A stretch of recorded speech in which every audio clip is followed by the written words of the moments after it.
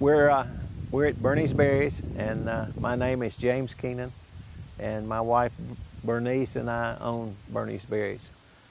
Basically, we're a strawberry produce farm. Maybe 6.5 acres of strawberries, maybe 20 acres of produce. Once the strawberries are gone in the summer or in the spring, we turn to summer produce totally, and we raise all the stuff that grows in the summer except onions. Bernie hates onions. She will not allow an onion on the place. I was raised on a tobacco poultry farm, and I swore if I ever got out of there, I'd never farm. So I went to NC State and graduated to become a math teacher, which I did until 1973. My father died in '72, and there was no one left to look after the farm. So we had a 96-acre farm here, which we've added 35 more acres to since then. But either somebody had to look after it or we had to sell the farm, at which point I got out of teaching, came back and started raising tobacco, and raised tobacco till 2004. We actually started raising strawberries in 1983 when we built this house, moved in it. But it was a pick your own, pay what you wanted to. We had a little ice cooler you put your money in, and if you didn't put it in, we didn't know it. So, and then we totally got out of tobacco in 2004 and went into strawberries and produce. Do not look at the senor, look at the senorita. Much better looking. Okay? So what do you just want them to talk about? Yeah, like how long they've been here. These are the guys, these guys work with you. You guys work together. We've got Israel on my left and Enrique on my right. They're two of a crew of 4 Mexican citizens that have been with us for 10 years now. They first started out with us in tobacco, and when we got out of tobacco in 2004 and went into produce, I think they liked it as much as I did. Whenever I'm in good favor with them, they call me Patron, which in Spanish means boss man. They call Bernie Maestra, which means teacher, and that's because she's been a teacher for 38 years. But whenever I'm not in good favor with them, I don't know enough Spanish to know exactly what they call me. He's good boss man. I mean, we're working on every day except for Sunday. What to say? And we go to flea market on Sunday. We go to the flea market every Sunday. Except if we got some job, we do. But he's good boss man. Very good. I don't think This came from Prince Edward Island, Canada, August the 20th or 21st, something other like that. We try to keep them in here 4 to 5 weeks. And we water them tremendously for the first 8 or 10 days. Then we back off. Right now, these are getting 5 minutes of water at 1 o'clock every day. That's it. And what your plants look like then are something like this right here. This variety right here, the smaller ones, are what they call a day neutral strawberry Albion. And by day neutral, I mean it doesn't have to go into a dormant period to produce. It can produce any time during the year. We will plant these hopefully next week, weather permitting.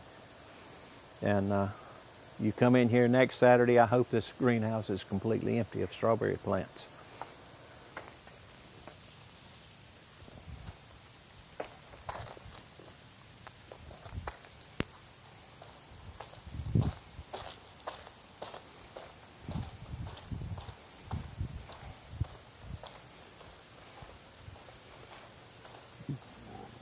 Here's what they look like when they come in to us. This is what is known as a daughter plant. That strawberry plant will start putting out runners, and make new plants. This is a new strawberry plant.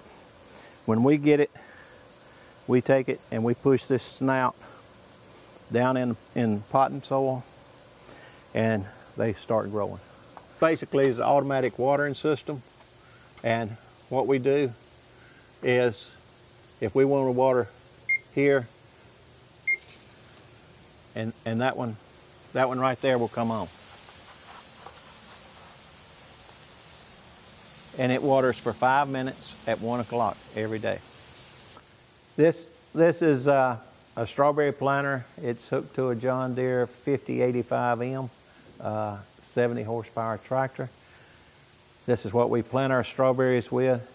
We plant 2 rows at a time on the same laying of plastic, and the strawberry plants themselves are set every 14 inches apart. And we, like I say, we put maybe 15,000 per acre, which means we have to drive extremely slow so that the guys riding back here can get a strawberry plant in each hole where they're supposed to be. This building here on my left is probably a circular 1890s, 1900, thereabouts. It's a 2-story log frame house that our workers live in. We've refurbished it inside. They have central air, heat, dish network. We have excluded Playboy from them. But other than that, they have all the amenities of Mexico. But they love it here. They come mid-April to a lot of times the end of October, work with us. We're standing on a log home that Bernie and I built and moved into in 1983. In produce, whether you're retailing produce at a curb market or a grocery store, you always have loss. Try to hold ours to a minimum, and the fact that we always keep fresh produce at our produce stand. And if it gets old, for example, if eggplant starts to get soft, we throw it away. But we've got a pretty good resource. We go back and we cut some more. At a market like ours, it's so much more beneficial than a grocery store. They try to sell everything they bring in simply because they've got X number of dollars invested in it. We do too, but we realize freshness means more importance than selling a product. People will not buy ugly produce. Just like they won't go out with ugly women. They want a beautiful young woman to go out with. I mean, that's just the way it is. Well, we were in tobacco when the buyout came in 2004, and we had a contract with R.J. Reynolds, and we had a meeting with them in January of 2004, and I could not feel like that we could make any money whatsoever. At that time, we were raising about 60 acres of tobacco, and I figured we could net maybe $9,000. And I said, this is not for me.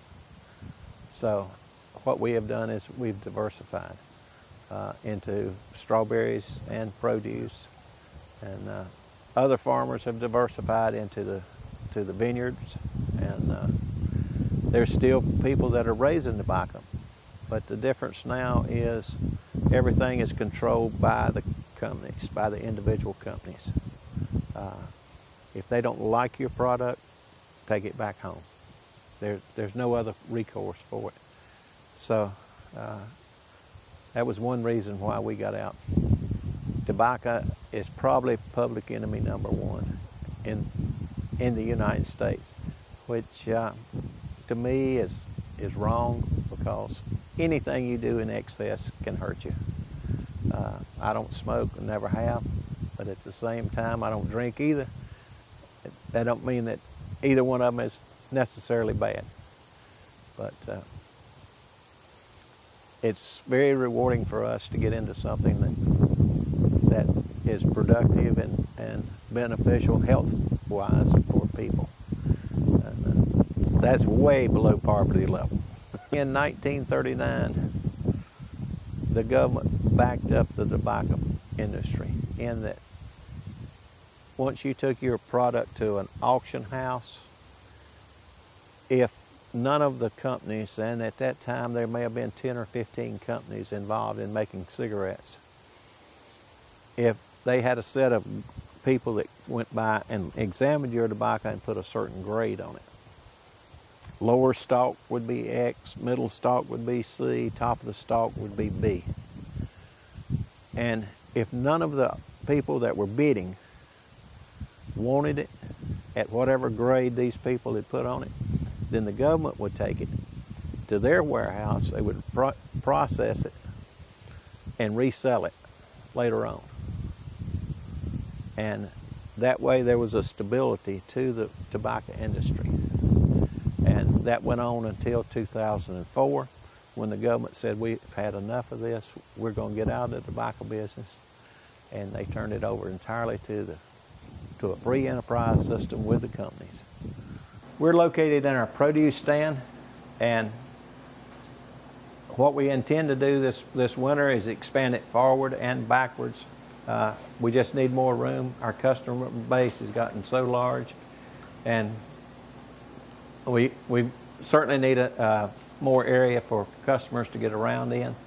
And at the same time,